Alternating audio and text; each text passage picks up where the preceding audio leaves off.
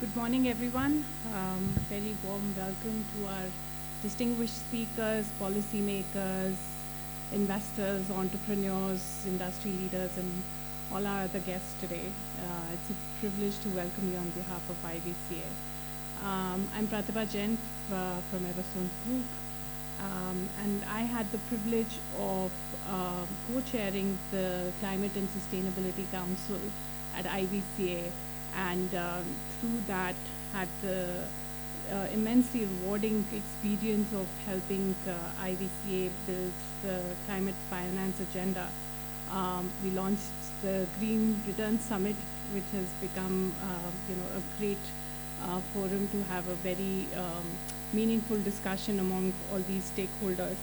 And creating this platform for dialogue, I remember the first conversation we had on we should do something on air quality. And from that conversation to 2 years ago to this forum today, this platform for dialogue, it's very heartening, and it's very commendable for. I know the IBCA team is very dedicated and really feel about making this difference for all of us to be able to breathe better air. So again, kudos for working so hard on this and making me part of that journey. For those less familiar with IBCA, it's become a very important industry body representing the private equity venture capital ecosystem. With especially the government, I have seen them grow leaps and bounds, been engaging with them for the last 15 years. And the importance of private equity investors is not something I have to explain to this group. But to get the policymakers to understand the long-term importance of this industry is something that IBC has been working very hard on, apart from creating these spaces for dialogue. And I think that is a space, an important missing element in the private equity ecosystem that they have filled in. They have members who have more than $350 billion of assets under management, just so you understand the importance of the forum that we are at today. So why we are here, I think, it's a quality of air is definitely an environment issue, but it's importantly a healthcare and an investment issue.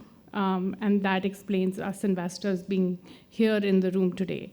And that is the importance of the dialogue that we have to understand today. Without getting the investors in the room, committing to these businesses, these startups, these ecosystems, I think the growth that we require and the scale that we require is not going to happen.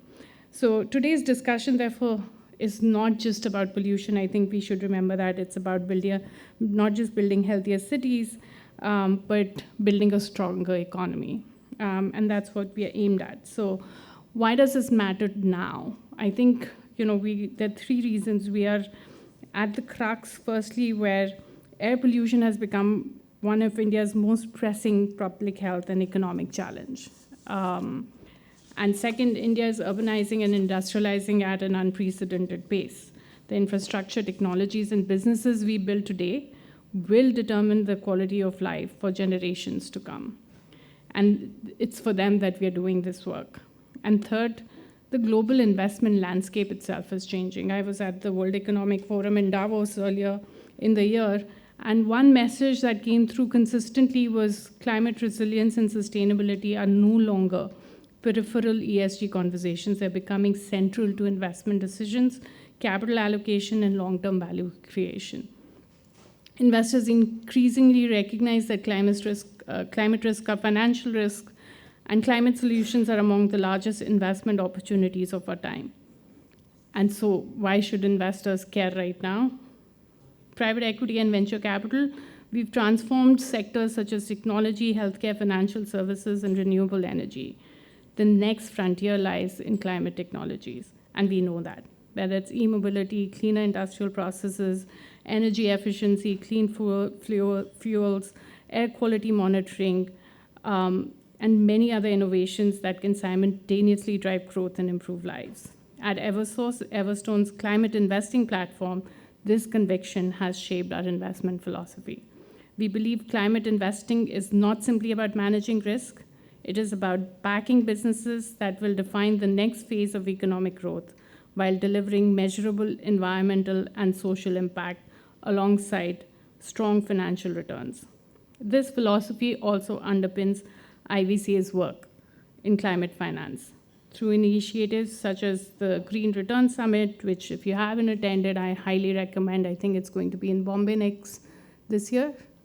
The Climate and Sustainability Council, which is the largest council within the IVCA ecosystem, and now the Clean Air Forum. IVCA has sought to create platforms where capital, policy, and innovation come together to unlock scalable climate solutions. So what will it take? It will take dialogue such as this. No single stakeholder can solve this challenge. We figured that out. We need the policy intervention, policy certainty. We need patient capital, which again ties back to the policies being framed in this area.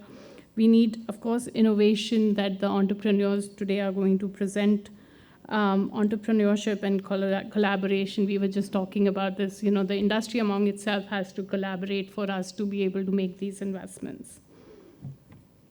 The encouraging news is that India has repeatedly demonstrated that when policy and innovation and private capital works together, we can build solutions at remarkable stage. We've seen that in infrastructure sector in general in recent times, and I strongly believe climate technologies is the next frontier.